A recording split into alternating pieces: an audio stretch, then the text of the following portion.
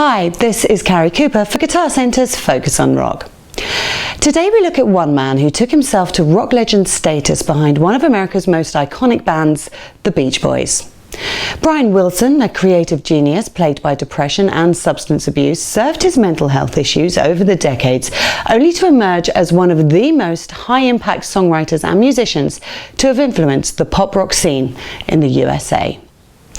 Born in California on June the 20th, 1942, Brian Wilson experienced a notoriously difficult childhood. Describing his mother as an alcoholic, he was regularly beaten by his father. But the only thing that truly united the family was music. His parents both played the piano, and along with his brothers, Carl and Dennis, he would belt out harmonies in the living room of an evening.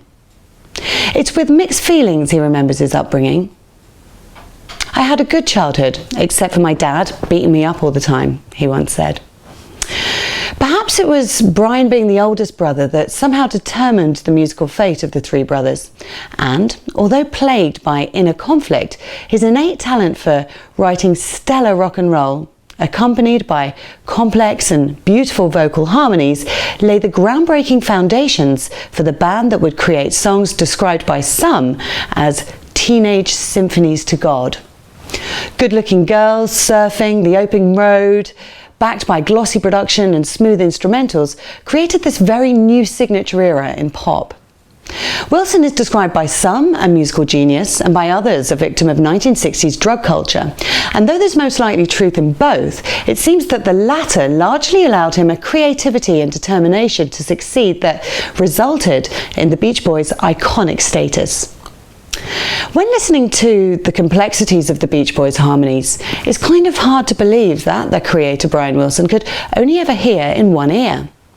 Having lost the hearing in his right ear, according to Wilson, as a result of a blow to the head from his father as just a toddler, he only ever heard his music in mono. So protective he became of his remaining hearing capability, he made the decision to no longer play out live with the band sometime during the mid-60s. Another incredulous footnote to Brian Wilson's musical story: despite writing many quintessential California tracks about surfing, he in fact had a fear of the ocean and avoided surf altogether.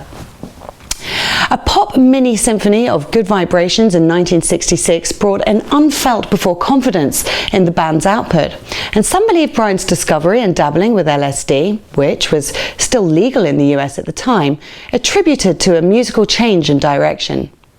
But with that came some rather bizarre studio behaviour. While recording The Elements' Fire, Mrs. O'Leary's Cow, he arranged for a small fire to be set in a bucket in the studio, so while recording, the band could smell the smoke as they worked, and also insisted the band wear children's plastic fire helmets.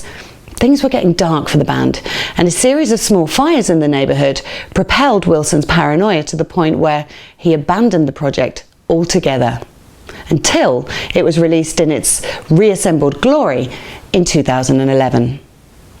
Brian Wilson's life went on to be a series of peaks and troughs involving love, drug abuse, heartbreak, depression, and finally stability.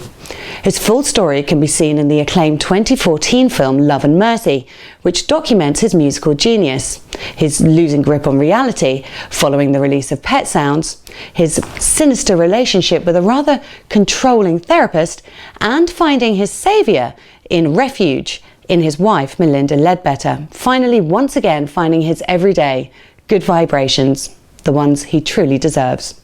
This is Carrie Cooper for Guitar Centre's Focus on Rock. Shop for the greatest selection of music gear on earth in store or at guitarcentre.com.